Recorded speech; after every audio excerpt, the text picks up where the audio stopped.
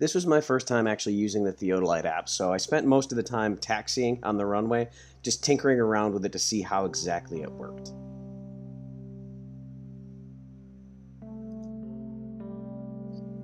And doing my best to see if I could actually get the reticle to stay at 0, because I know a lot of people were criticizing Anthony Subirats because his experiment wasn't 0, and I'll admit it's really, really hard getting it at 0 on your phone.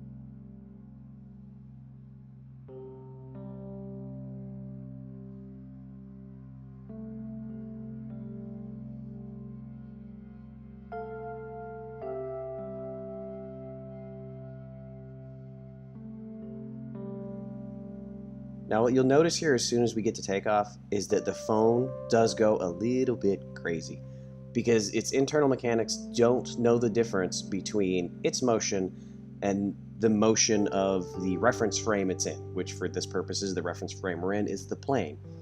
So because of that forward motion, you can see the reticle dips forward drastically. But the X still generally stays on the horizon.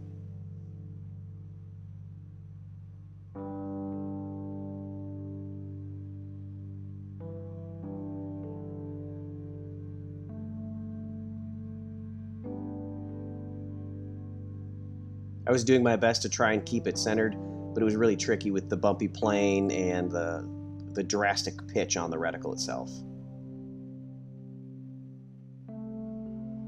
And as we take off, you can see the reticle still generally stays on the horizon because we're not quite that high yet.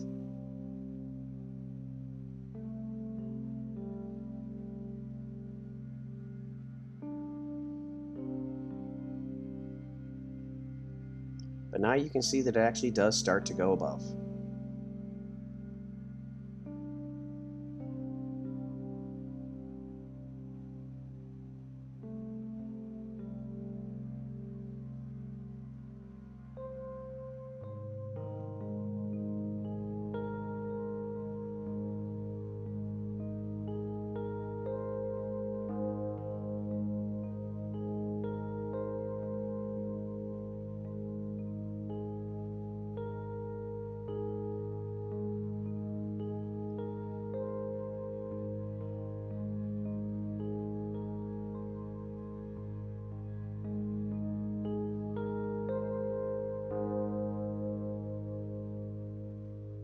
I didn't realize this until I got to Korea, but it is a very smoggy country, not necessarily just because of itself, because it is a very populated country, but because directly north of it is North Korea that doesn't give a damn about pollution and the environment, and directly north of that is China, who also doesn't give a damn about pollution or the environment, and a lot of that wafts down and combines with all the particulate in the air from the produce that Korea makes, or South Korea makes, so we routinely have poor air quality warnings. That's one of the reasons you'll see a lot of South Koreans wearing their masks, is to try and keep that particulate out.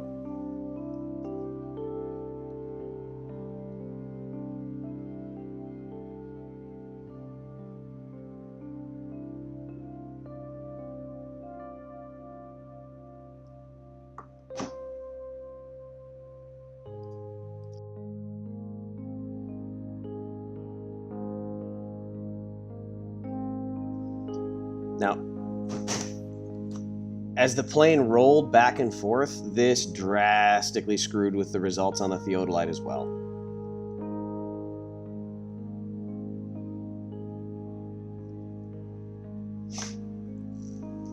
And taking off from Seoul, we did a lot of pitching back and forth, left and right, trying to get because we took off in a northwesterly direction, I believe. And we had to come back around because it was a direct flight from Seoul to Detroit.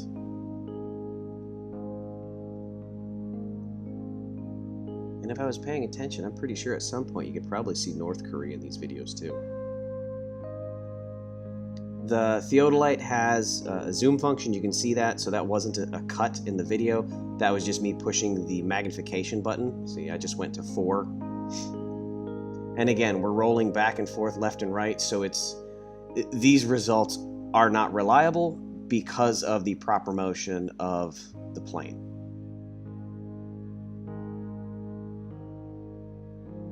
And again, if anybody thinks that these are being cut or edited afterwards, I can provide the entire video in its entirety. This is the original. The only thing that I've done to it is rolled it 90 degrees to the left because my phone recorded it in that format.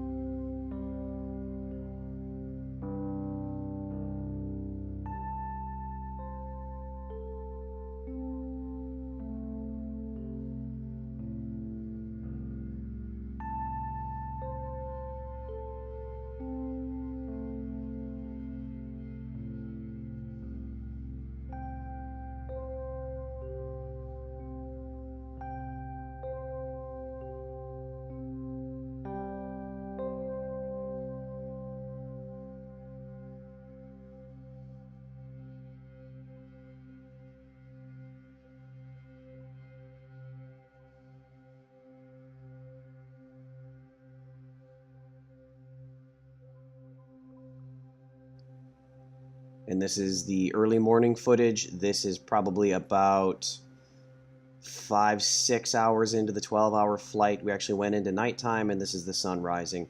Sadly, I was not on the side of the plane to catch the sunrise. If I would have thought properly, I would have actually been on that side of the plane. I specifically requested a window seat just so that I could look out the window and take footage like this. And that's a big sacrifice for me because I pee a lot and I don't like to disturb other people. And to pee, I would have to ask 2 other people to get up. So amazingly, I peed 1 time in 12 hours. Here you can see me tinkering around with the settings and zeroing it back out at the horizon and setting that as my 0. But when you hit the reset button, it goes back to the internal mechanics of the phone itself. And every time I hit the reset button, it goes right back to that high point on the horizon.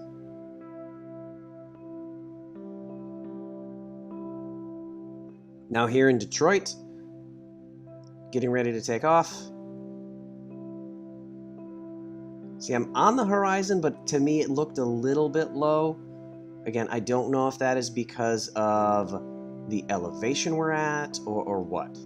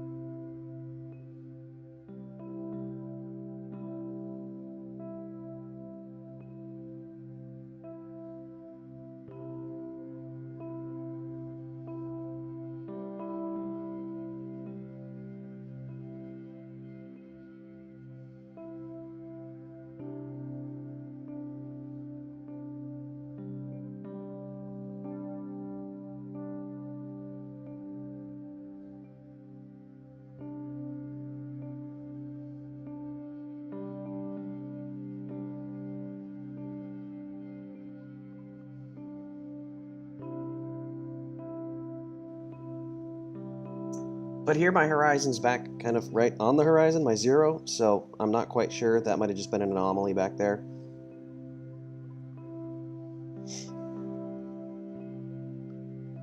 And again, as we take off and we get that forward momentum, the Theodolite just goes crazy. And this time it started to drop low.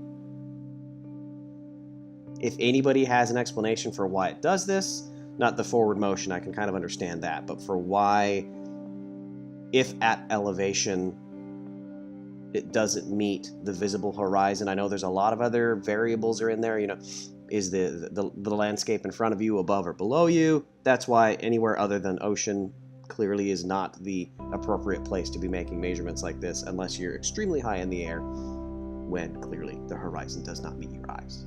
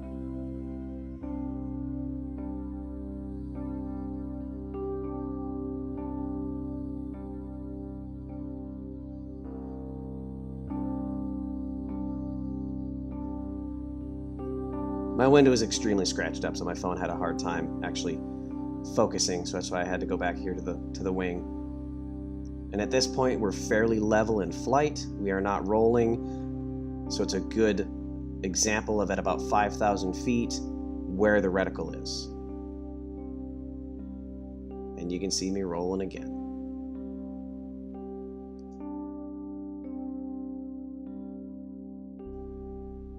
And again, you can see as the plane rolls back and forth, it drastically changes where that reticle is.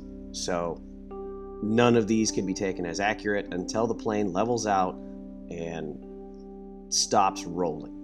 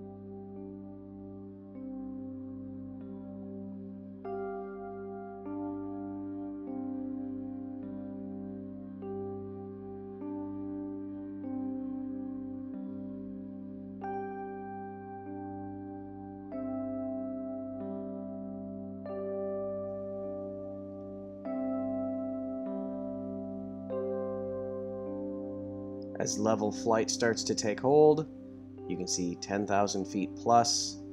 The reticle is well above the horizon. So unless somebody wants to claim that I'm just not able to see the horizon that far because of whatever reason, the horizon just doesn't raise to your eye level. It doesn't.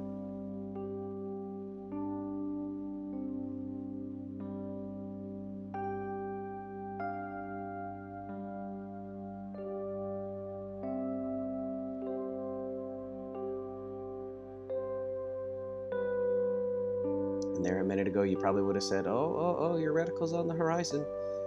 You're at 10,000 feet, but your reticle's on the horizon. But we were rolling. As it settles out, the reticle slowly goes back up to where 0 is.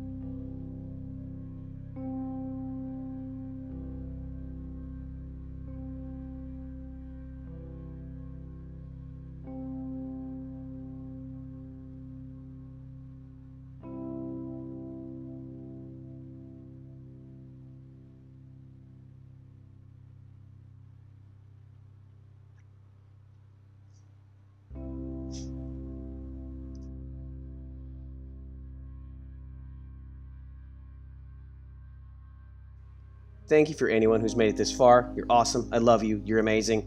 And as a special gift, the first 3 people to type the word kimchi into the comment section down below, I'll mail you a special gift directly from Korea. Stay flat.